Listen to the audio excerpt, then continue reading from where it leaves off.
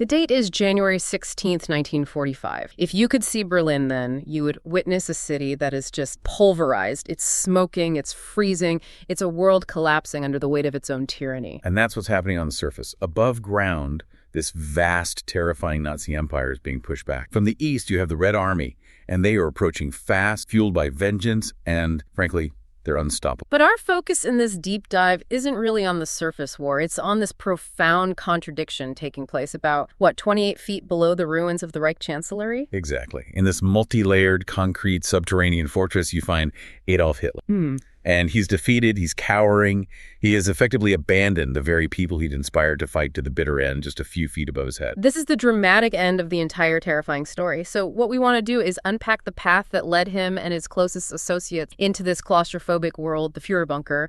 We want to look at the terrifying power he built and then the paranoia that just consumed him as it all fell apart. And the bunker itself, it was meant to be the complete opposite of that collapsing world outside. The plan was for it to be vast, self-contained, and, indefinitely comfortable. They furnished it with the finest things, artwork, salvaged from the Chancellery. But there's a huge irony there, isn't there? Because it was built below the water table in Berlin. Right. The conditions were just horrible. It was damp, unpleasant, perpetually. So this sanctuary, this symbol of control and luxury, it just becomes a cold, miserable hole in the ground. And that environment is, I think, a perfect physical manifestation of the psychological state inside. Illusion, paranoia. A complete retreat from reality. Initially, life down there was this mass delusion. They were all pretending the war was still being won, completely ignoring the vengeful Soviet forces that were, practically at the door. Okay, so our mission today is to unpack that entire trajectory. We'll start with the shaky ascent that secured his iron grip, then move through the war and the horrors he unleashed, and end with that final, desperate, and frankly pathetic act underground. We're not just looking at the final days. We're trying to understand how he made those final days inevitable. All right, let's start where the world really changed forever. January 1933. Before he was the Führer in a bunker, he was just a newly appointed chancellor. And his power was, far from secure. That's a vital piece of context to remember. When Hitler was appointed chancellor on January 30 in 1933, it wasn't a dictatorship. It's easy to look back now and think he just seized everything at once, but the reality was the Nazi Party had only just managed to negotiate a coalition government. And that coalition gave him political cover, right? Initially, the Nazis only held 3 cabinet posts. The rest of the cabinet was filled with these traditional conservatives and nationalists who genuinely thought they could control him. Exactly. They thought they could keep him in check and just use his popular appeal for their own ends. So it was a very uneven, shaky start, where Hitler still had to worry about things like legal niceties and public opinion. That political naivete from the conservative establishment was the first fatal mistake. Hitler was never interested in sharing power. He moved incredibly quickly to consolidate, and he used a mix of legal mechanisms and just outright opportunistic violence, often at the same time. And the most crucial opportunistic moment came almost right away, the Reichstag fire. The German parliament building mysteriously burns down just a few weeks after his appointment, and the Nazis immediately blame it on a supposed communist plot against. This wasn't just a convenient story. They leveraged it into concrete, draconian action immediately. The day after the fire, Hitler convinces President Hindenburg to sign the Reichstag fire decree. This emergency measure, it basically suspended all the core civil liberties guaranteed by the Constitution. Freedom of speech, assembly. All gone. And it allowed the government to arrest any political opponents they wanted, arbitrarily. So he used a single catastrophic event to start seizing authoritarian power, all while still operating under this thin disguise of protecting the very democratic republic he was axeman. And then came the legal move that really solidified it all. The Enabling Act. The Enabling Act is, you could argue, the single most devastating piece of legislation in German history. Yeah. It was passed by the intimidated Reichstag in March 1933. And it didn't just give him more power, it transferred legislative power from the parliament to the chancellor's cabinet for 4 years. He essentially destroyed the separation of powers. Completely. His decisions, his cabinet's decisions, now carried the force of law. No parliamentary oversight, no need for Hindenburg's approval. He literally used the structures of democracy, a vote in parliament, Right. to legally vote democracy out of existence. Exactly. And the political climate allowed it to pass because, first, all the communist deputies had already been arrested under the fire decree, and second, the remaining deputies were, They were being intimidated by the presence of SA stormtroopers surrounding the building. And by June of 33, he was moving forward with this systematic process they called Gleichschaltung, or coordination. Coordination is such a powerful, sinister term. It is, isn't it? It's not just seizing control of the state, it's forcing every aspect of German life culture, media, education, the unions into total alignment with Nazi ideology. Total homogenization. Yeah. And at the same time, he's merging his own personal authority. Remember, in January 33, he's the chancellor, the head of government. The head of state is still the old, respected President Hindenburg. And the inevitable opportunity comes in August 1934 when Hindenburg dies. That was the moment. It allowed Hitler to bypass the Constitution entirely. He seized the chance to unilaterally combine the roles of chancellor and president and created this singular new title that defined his totalitarian rule, Führer, the leader. And that new title, that cemented the whole shift, politically and psychologically. Germany was officially a one-party state. Secured through a wave of bans. The political left, the socialists and communists, they were banned first. Then very quickly, all other parties followed. By the end of 1934, the Nazi Party was the only legal political entity allowed to exist. This swift, total elimination of legal opposition was how he went from a coalition to a dictatorship in just over a year. So once he has that absolute, unchallenged control, he needs a way to enforce it that goes beyond the regular police. And this brings us to the unique structure of his terror apparatus, specifically the Gestapo. Most people picture the Gestapo as, uniformed thugs, but that's not quite right. The Gestapo, the secret state police, was an entirely new, non-uniformed force. They were dedicated solely to political and ideological policing. And they were separate from the regular criminal police, the Kripo. Yes, the Kripo still handled standard non-political crimes like theft and murder. So you had the visible police, the Kripo, dealing with typical crime, while the Gestapo operated in plain clothes, focusing on ensuring absolute political conformity. Their real power, their real terror, wasn't in their visibility, but their invisibility. And their reach into every corner of society. Their efficiency relied so heavily on mass collaboration, on recruiting informers. The sources say the goal was to have someone on every block, on every street, in every block of flats.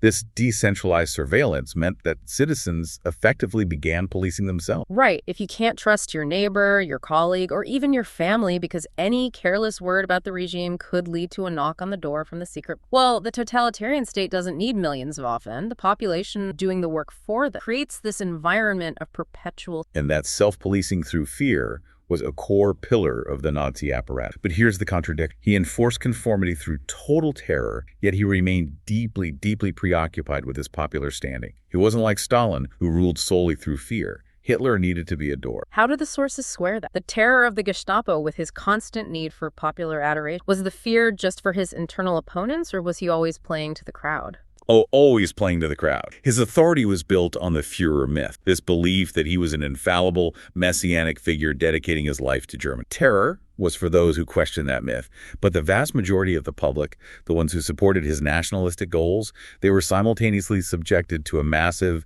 state-controlled propaganda machine. He used photography, film, the massive Nuremberg rallies, all of it to project that almost divine image. Yes, the Gestapo handled the coercion and the silence, while the propaganda machine handled the admiration and the spectacle. This dual system convinced most Germans that any internal problems were just enemies of the state being dealt with, while the Führer was busy focusing on Germany's grand destiny. And this success, it made him feel invincible, which of course translated immediately into his foreign policy. So the consolidation of power at home was really just step one. It was preparation for expansion abroad. Absolutely. Hitler's foreign policy was explicitly aggressive and expansion. It was driven by a philosophy where force always came before rationality or international agreement. It was might over morality. And his first objective was to dismantle all the constraints put on Germany after World War I. His first big signal was pulling Germany out of the League of Nations. The League was supposed to be the guarantor of international security. By leaving, Hitler was basically announcing his intention to start tearing up the Treaty of Versailles, which he'd always called. And his territorial ambitions quickly became very concrete. He was looking to absorb people he considered rightfully German, starting with the Sudetenland in Czechoslovakia. Right, which had a large German-speaking population. Then, of course, there was the annexation of Austria, another German country. But his sights were clearly set much further east on securing what he called Lebensraum, or living space. And that meant war with Poland and eventually Soviet. And this strategy of slowly absorbing land and power, it all culminates in the invasion that launches World War II. September 1st, 1939, he invades. Crucially, he wasn't acting alone. He invaded at the same time as Soviet Russia under Stalin. They had signed that secret Molotov-Ribbentrop Pact. just weeks before. So while the Soviets took their piece of the East, Hitler's advance defined a new kind of warfare, famously known as blitzkrieg. Lightning war. Yes, lightning war.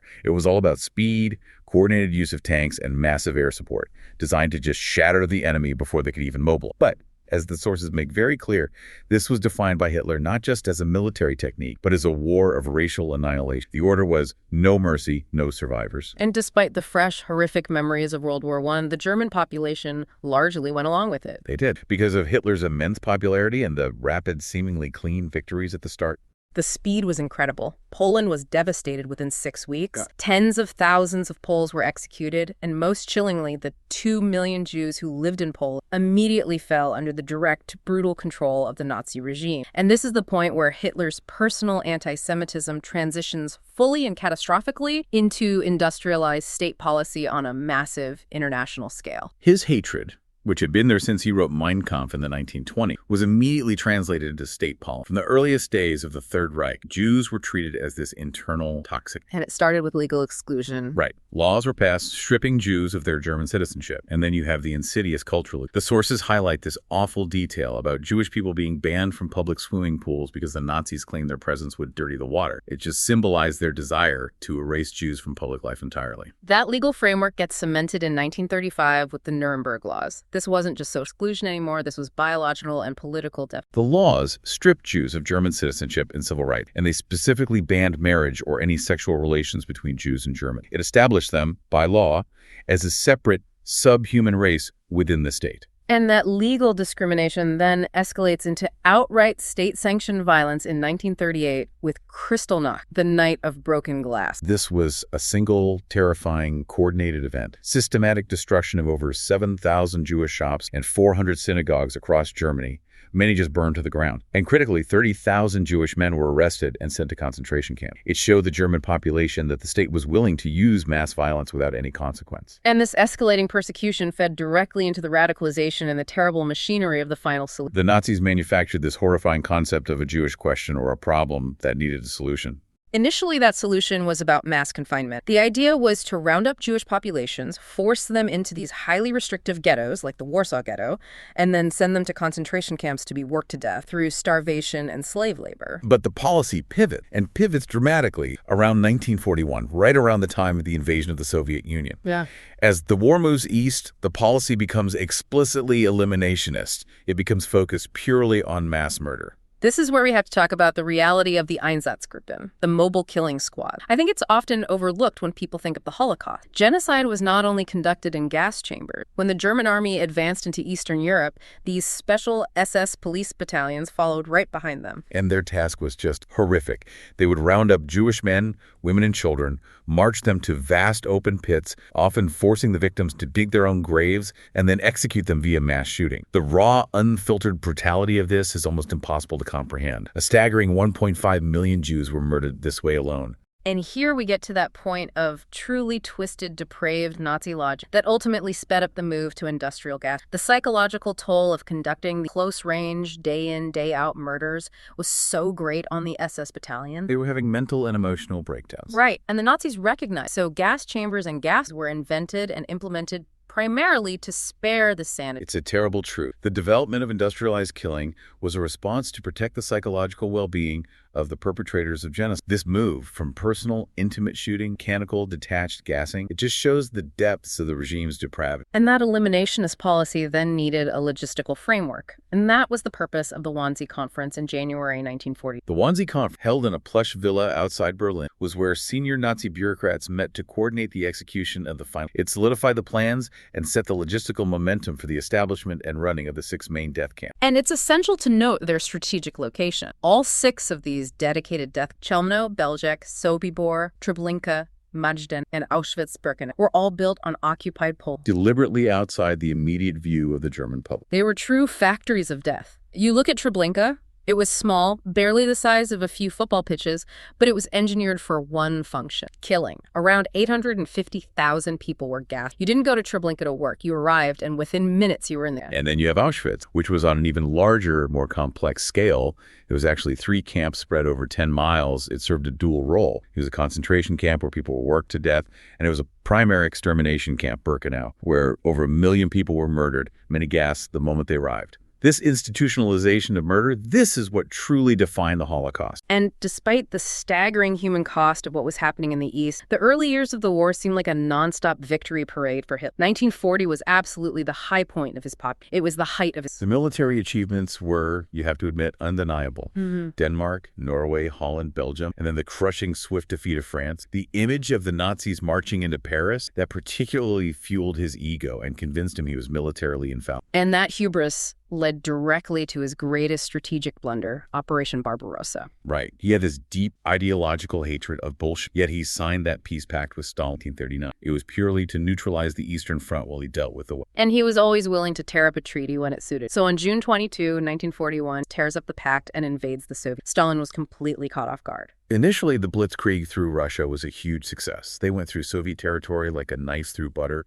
But that advance masked a monstrous failure in strategy, in timing, and most of all, in humanity. The brutality inflicted on Soviet prisoners of war was immediate and unprecedented. We now know 2.6 million Soviet POW perished in starvation during that initial. Hundreds of thousands more were brutally. This indifference to human life meant the German army failed to secure any strategic alliances among occupied populations. It ensured fierce. And then you have the sheer scale of the Soviet Union and the brutality of the Russian winter, which the German army was just totally ill-equipped to handle after getting bogged down by Hitler's strategic insistence on holding every single piece of ground, no matter the cost. And the siege of Moscow and, most critically, the catastrophic defeat at Stalingrad became the turning points of the entire war. Yes, and as the war dragged on, as the strategic mistakes mounted and the scale of the losses became undeniable, the Führer myth started to be questioned, even within his inner circle. And this stress led to his increasing physical withdrawal from Berlin. He started spending more and more time at the Berghof, his mountain fortress in the Bavarian Alps. That retreat, starting around 41, was a physical manifestation of his disconnection from reality. He was seeking a quiet life away from the chaos he'd caused. And while that distance sometimes enhanced the myth,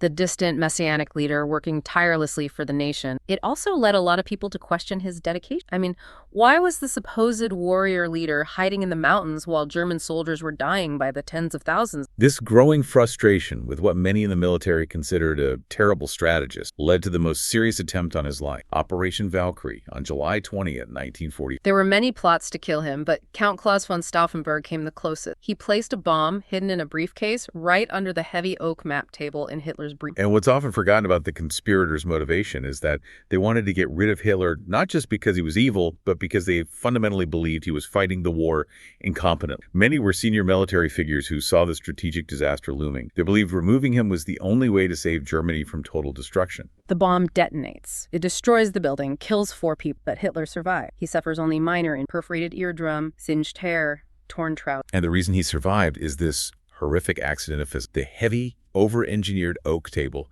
absorbed and deflected just enough of the blast to save his life. His survival just intensified his paranoia, didn't it? Oh, completely. He saw it as proof that Providence had chosen him to lead, and it triggered a massive, brutal purge within the military and government. Thousands of perceived opponents and their families were arrested, tortured, and the resistance was effectively decapitated. So as we move into the first half of 1945, Germany is in its darkest, most desperate months. The war is definitively lost. The country is being invaded from both sides. You have the Western Allies pushing hard, but it's the Red Army from the East, fueled by the memory of the millions murdered by the Nazis who were reaching Berlin first. And Berlin itself was just a city in rubble, flames, and chaos. The sources describe a complete breakdown of order. You've got loyal Nazi squads, especially the SS, marauding around, hanging anyone they called a defeatist, while the Soviet army engaged in terrible acts of vengeance and looting. During this final hopeless phase, Hitler turned his characteristic narcissistic rage onto the German people themselves. He declared that they didn't deserve him or Germany because they had failed him. He insisted everyone should fight to the death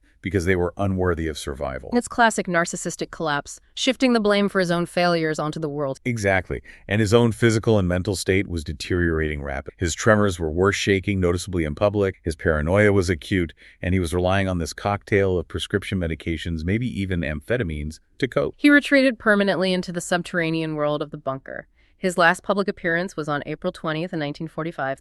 And that scene is so telling. He emerges briefly from the bunker to hand out medals to these terrified young men of the Hitler Youth, urging them to continue fighting a war that was literally at their doorstep. Days later, as Soviet forces fought their way to the Reichstag mere meters away, Hitler suffered a final major mental breakdown. He just ranted uncontrollably at his subordinates before, finally, surprisingly, declaring the war was irreversibly lost. So we are now fully immersed in those final claustrophobic 10 days inside the Führerbunker. This place was 28 feet underground, beneath the Reich Chancellery. The air was perpetually stale, damp, and the atmosphere was this bizarre mix of fatalism and Hitler was surrounded by his core group of loyal confidants, creating this strange little court in the face of annihilation. These figures were essential, not just for governing what was left, but for maintaining his psychological framework right up until the last minute. Let's start with Joseph Goebbels, the minister of propaganda, the architect of the entire Nazi communication machine. Goebbels was a man of profound contradictions. Yeah. Despite his physical deformity, he was short, had a clubfoot,